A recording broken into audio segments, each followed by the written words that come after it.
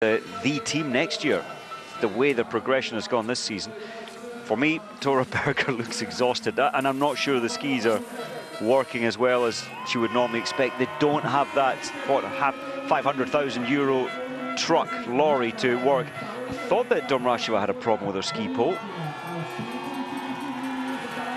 Well, that could cost valuable seconds for Domracheva, especially with the speed that Mäkäräinen is skiing. Remember, these two started 30 seconds apart, and Mäkäräinen now some 50 meters behind Tora Berger. She's caught up an absolute age at the moment, but there's no saying that Tora Berger will not extend the lead again when she comes out of the shooting.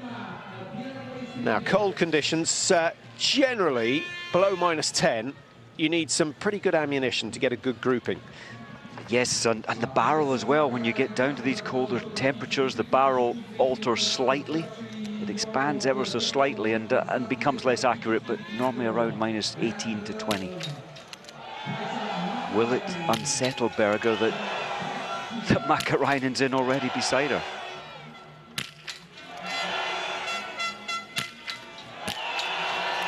Nope. Excellent shooting from Berger, and suddenly the pressure switches across to Mäkäräinen, who's taking her time. She just wants to get 5 down. One more to go. When she won the overall World Cup, she didn't have any problem. That's good prone shooting from Mäkäräinen, and an interesting tactic that she decided to make the time up on the snow, give herself an extra couple of seconds for each shot. I wonder if she looked at Guisdon's performance last week when Guisdon won this. And of course, shooting so well then, it's vital to hit all the targets.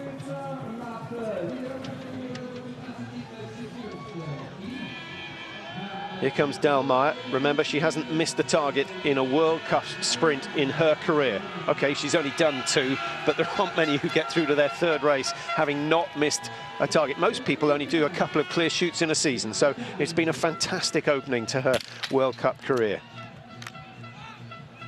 Junior world champion, and well, she proves time and time again that she can handle the skills and the discipline of this sport, about not caring about anyone else, only caring about yourself and what you do, how you can get these targets. Vilakina pulled back 30 seconds, but she's missed one. Dahlmeier, 5 out of 5 as expected, so that's 25 shots, all successful in this shorter discipline. I think the individual is where Dahlmeier's going to really make her name, perhaps next season. A little bit too early to be putting money on her for the Olympics this time round, but I think 2018 might be worth a wager even now. Yeah, she's so talented, and interesting. Gusner was saying how much she loved the tracks in Sochi, even with tired legs. She said, "I love the pace that you're hurtling down the hills," and of course, an ex-alpine racer, it suits her perfectly.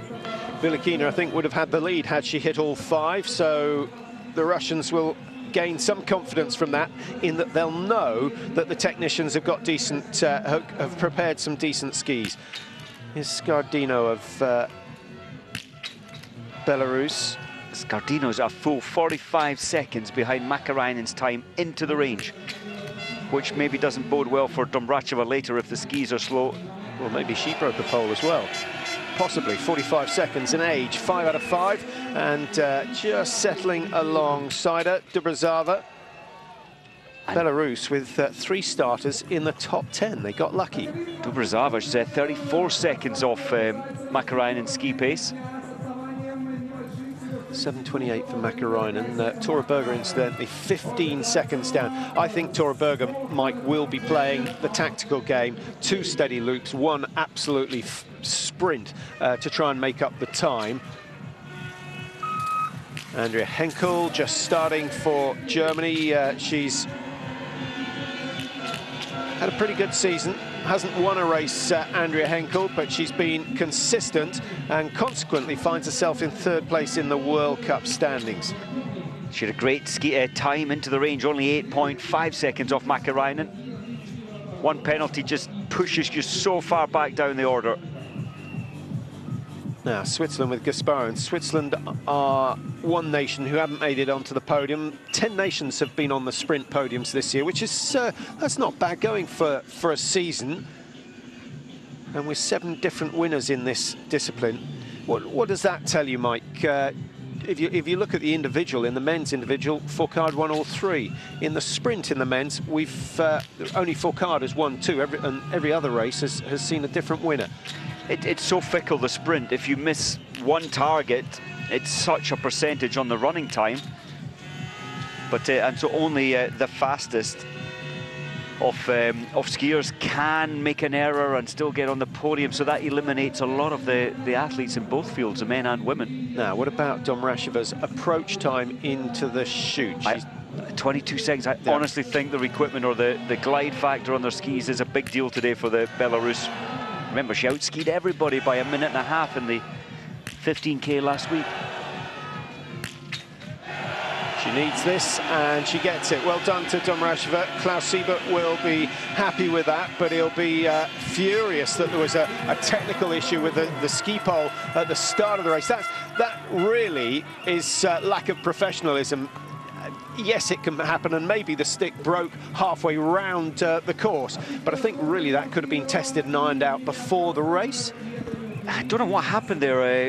You need your support staff around the track so that if there are any issues, you need to get help quickly, and most big teams can do that, and the Belarus are a big team now. And if you've only got one pole for the two big climbs here, you're going to lose 15 seconds on each one, so it could just be that Domrasheva has lost time due to that problem, rather than the fact that the skis aren't good. If she produces a good time on this second lap, we'll know that that is the case. Kristina Palka, 7:24, pretty much on the same schedule as Domrasheva.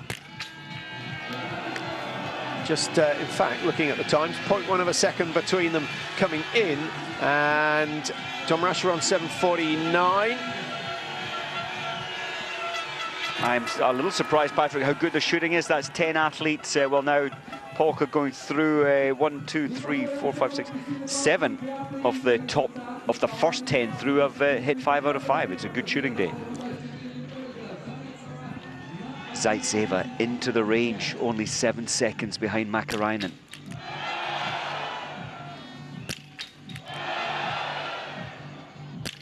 Normally shoots well.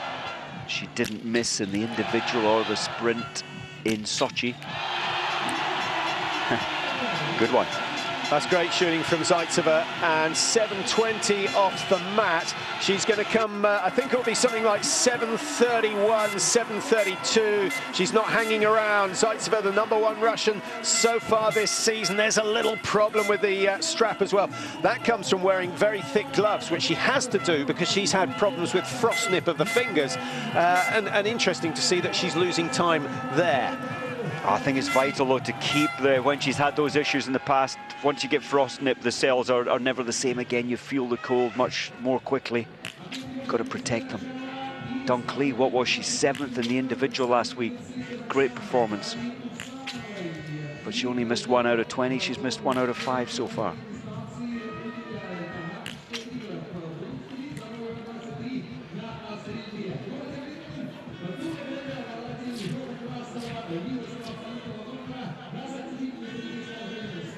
Torberger, shoot #2. She's only shot clear twice in the sprint so far this season, but 10 times she has cleared the last 5. Not today, though. Not today. And there goes Torberger's chance of a win. Mäkäräinen with 1 miss. She needs the remaining 2. She's missed another one. So Mäkäräinen, having skied like the wind, has put herself pretty much on the same schedule as Torberger. It's going to be interesting to see which one of those two comes out of with the lead. I think Torberger might have it by 5 or 6 seconds, and if that's the case, she's going to have to put in one of her speciality final laps to compete against the Finn today. Just looking at Domrasheva's ski speed after the prone shoot, Patrick, she's still losing time, but only 4 seconds in the last kilometre, so her pace is better. Torberger, as I mentioned, 10 times, Mike, hitting the last 5 in a race. Now, that doesn't mean anything unless you compare it to the other athletes. Mäkäräinen, she's done it 3 times this season. Miriam Gusner has only managed it once all season. Domrasheva 4. Dorin, who we rate as a really good shot, she's managed it 8. So Berger actually on top as far as that goes. And Doran, you mentioned, she's so annoyed that how many fourth places, maybe 5 times fourth place this season. She wants a podium. Well, there's the first miss for Dahlmeier. And look at that, she would have gone out first by a long margin, just skiing straight out. She'd have been out by about 15 seconds plus. Yeah, there's a big opportunity for anyone who can shoot 10 out of 10 today. Part of Norway's bronze medal relay team on Sunday, Ekhoff. Fenner, Nossum and Landheim also selected to race for Norway today. No Sulemdahl, no Flatland. What will Miriam Gustner do? Will she get 5 out of 5 in the prone? She has, and it's going to be a very quick time. She will be around 7:29, 7:30.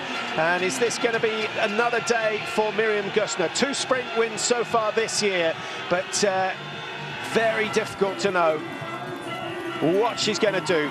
She, as we mentioned, has only hit the last 5 in a race on 1 occasion so far this year. So I still wouldn't put too much money on Gustner winning this one. I do wonder if the coaches try to make their athletes, and I know that I certainly would, get a mindset so that your last 5 shots are just like your first 5. Let's make no change, no difference, and you can do some mindset training, I think, for your athletes to cope with those final 5 shots. They should just be the same as the first 5 or any other 5. Now, Henkel, she knows she needs a good race or some good racing this week. In 3rd place in the World Cup standings, but she's only 1 point clear of Doran of France, and she's only 8 points clear of Kaisa Mäkäräinen. A little bit more of a margin over Kuzmina, but her 3rd place by no means guaranteed. But that's a very good start for Andrea Henkel, and actually some of the best skiing we've seen from her so far this year. Looking good. Vila Kina just gone out to 11 seconds ahead of Berger after the 2nd shoot. And that's with the same shooting score.